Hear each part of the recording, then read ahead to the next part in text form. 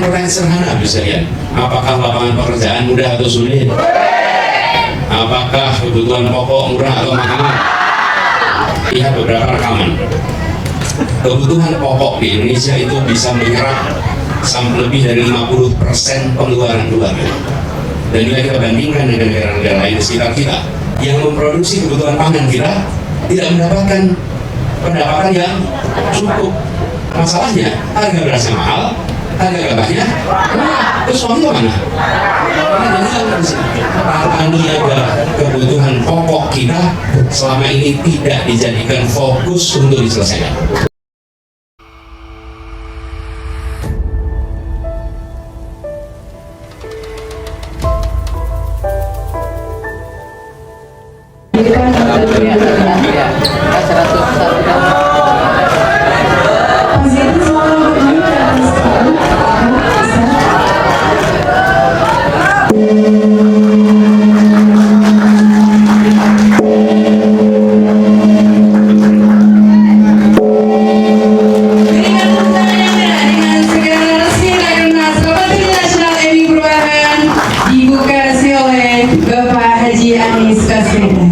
Baik, Bapak Ibu hadirin yang berbahagia, acara selanjutnya ialah amanat calon Presiden Republik Indonesia tahun 2024 yang akan disampaikan oleh Bapak Haji Anies Rashid Baswedan. Kepadanya dipersilakan.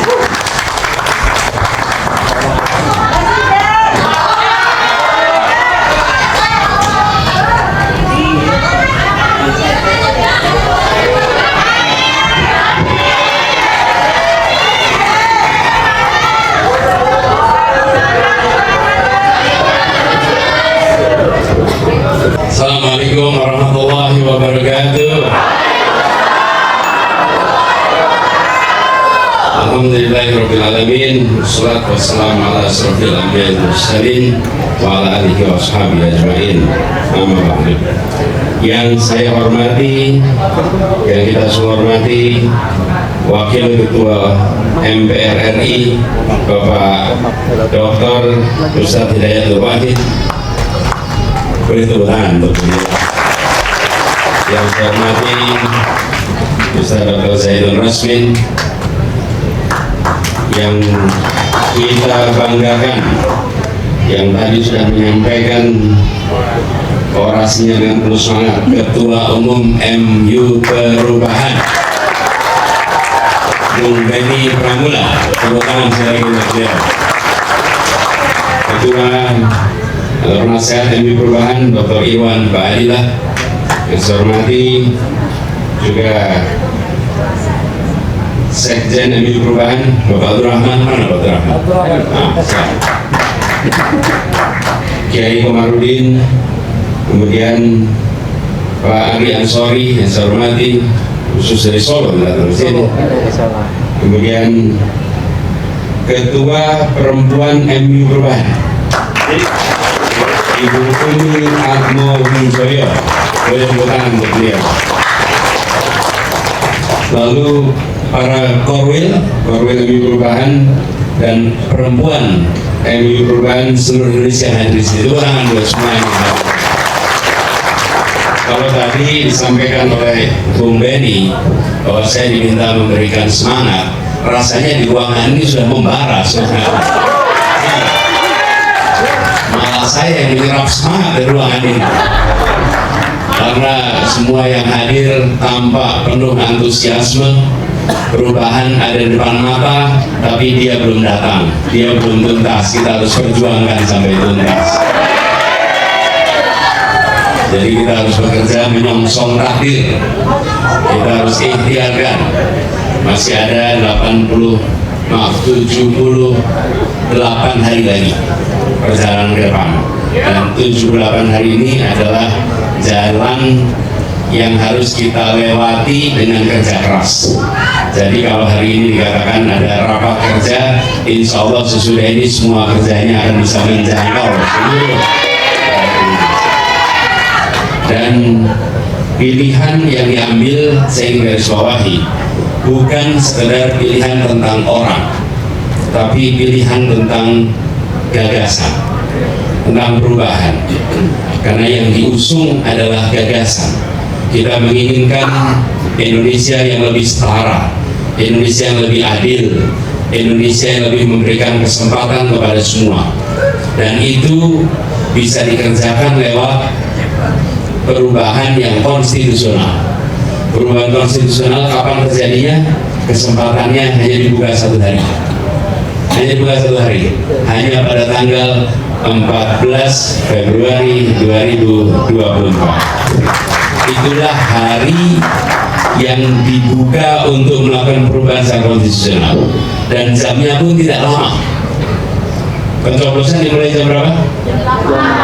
Jam 8. Tutup jam 1. 5 jam. Kita berjuang segala macam 5 jam itu. 5 jam itu kita menentukan apakah republik ini akan meneruskan yang sekarang ada atau melakukan perubahan dari yang sekarang ada. Pilihnya mana? Saya berkali-kali menyampaikan, mungkin kita tidak bisa menyelesaikan semua masalah, tapi satu hal yang pasti, kita akan lakukan perubahan. Pasti. Dan perubahan ini kita rasakan sekarang. Jadi saya mengajak kepada semua Bapak Ibu sekalian di dalam menjangkau seluruh masyarakat. Kalau tadi dikatakan keluarga besar sudah 95%, sekarang yang 90% harus menjangkau yang di luarnya, supaya kita semua bergerak. Kenapa Bapak sekalian? Sampaikan bahwa kita bukan mau sekedar mengganti nama orang yang berada di pucuk kepemimpinan.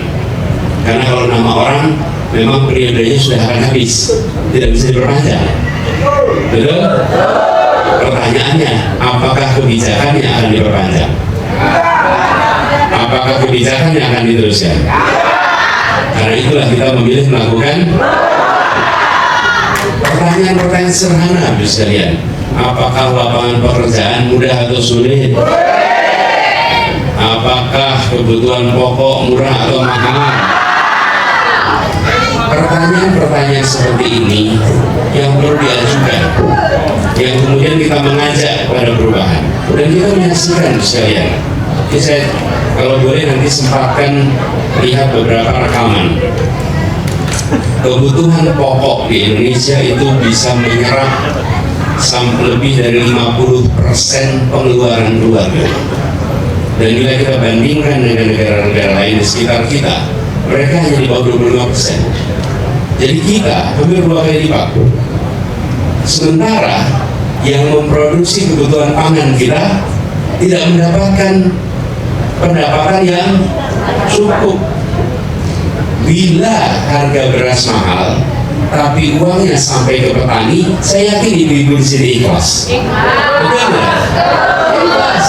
Masalahnya harga berasnya mahal, harga gabahnya murah. Terus uangnya kemana? Karena jadi di sini petani ada kebutuhan pokok kita selama ini tidak dijadikan fokus untuk diselesaikan. Dan kita berniat memfokuskan dan insya Allah menyelesaikan persoalan petani. Jadi kami yakin Bapak sekalian, kalau ini difokuskan bisa selesai, karena tidak membutuhkan ilmu pengetahuan yang rumit, hanya dibutuhkan kemauan politik yang serius. Saya beri contoh, Jakarta, kami ini 99% lebih kebutuhan pangan kami itu dari luar Jakarta. Dari luar Jakarta. Dan apa yang kami kerjakan? Kami melakukan kontrak dengan gapokan-gapokan di berbagai wilayah Indonesia. Dari Sulawesi Selatan, Jawa Barat, Jawa Timur, Jawa Tengah, bahkan sampai Sumatera Barat. Kita sampai Solok itu, kita bikin kontrak dengan siapa? Dengan para petani di sana. Apa yang terjadi? Para petani memiliki kontrak 5 tahun, mereka punya kepastian harga jual. Mereka punya kepastian bahwa akan ada yang membeli produknya dengan ada kepastian harga yang jelas. Lalu dengan kepastian itu apa yang terjadi? Mereka bisa mengambil kredit, mereka bisa mekanisasi pertanian, mereka bisa meningkatkan produksinya dengan alat-alat yang baru. Kenapa? Karena mereka punya kontrak itu. Di sisi lain kami di Jakarta mendapatkan harga gabah beras yang lebih murah dan kepastian suplai. Ini kita kerjakan bertahun-tahun di Jakarta. Sebenarnya kalau mau dikerjakan serius, masalah ini bisa diselesaikan dengan cepat. Kita ingin melakukan perubahan itu.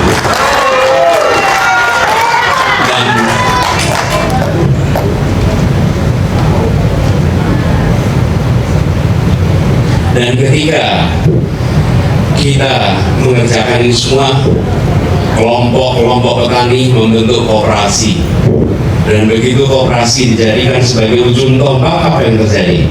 Koperasi ini menyerap hasil pertanian apapun juga.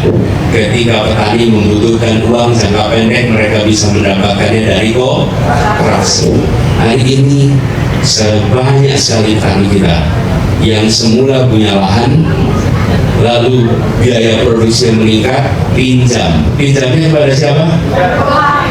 Pada tengkulak, pelan-pelan, dengan jaminan apa? Tanah. Ujungnya setelah melingkar berkali-kali, tanahnya lepas, yang asalnya pemilik jadi penggarap. Nah, itu fenomena di mana-mana. Sudah saatnya kita membereskan itu, dan bukan hanya untuk petani beras. Kalau di Sumatera, petani sawit, mereka mengalami tantangan yang sama. Petani karet, mereka menandai tantangan yang sama. Di Sulawesi, petani coklat, mereka punya tantangan yang sama. Tapi di sisi lain, keluarga-keluarga kita menanggung kenaikan harga yang makin hari makin tinggi. Jadi Bapak sekalian, kampanyenya tidak perlu menjelekan siapapun, tidak perlu membuat hoax, cukup menyampaikan kenyataan ini. Betul? Sampai ke depan, insya Allah ini yang akan kita kerjakan sama-sama. Dan kita semua menyadari bahwa untuk melakukan perubahan ini diperlukan tenaga yang ekstra. Tadi barusan saya hadir di acara KPU deklarasi pemilu damai. Kemudian paginya Bawaslu deklarasi pemilu damai.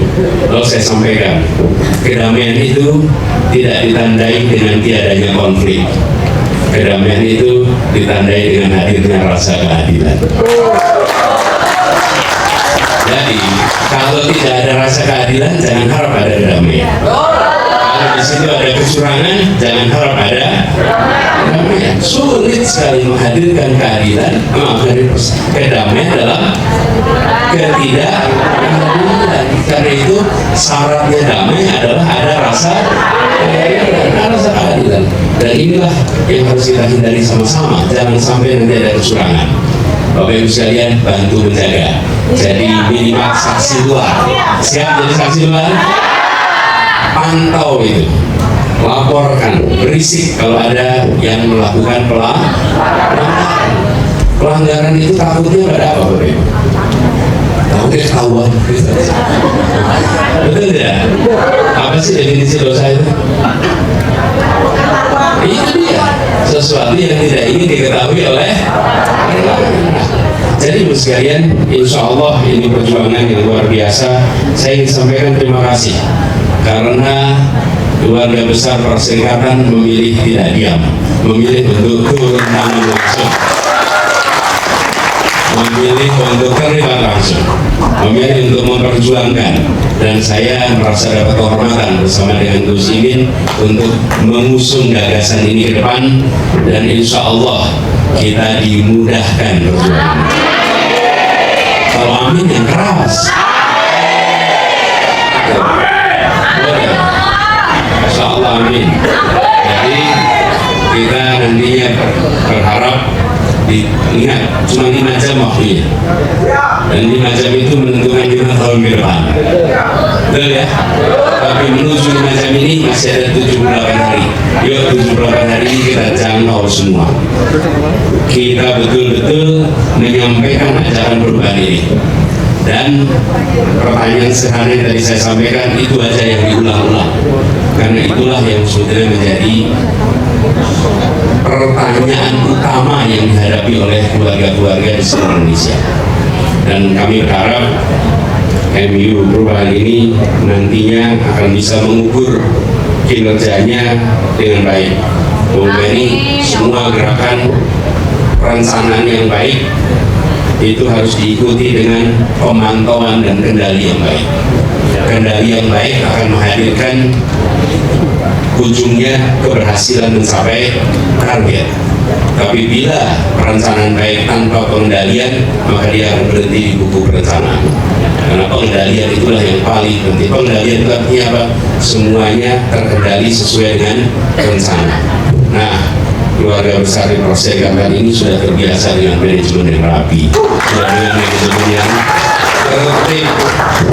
Dan itu kami yakin insya Allah nanti bukan hanya perencanaan yang baik, tapi juga pengendalian yang baik, dan hasilnya bukan mencapai rencana, bukan mencapai target, insya Allah melampaui target.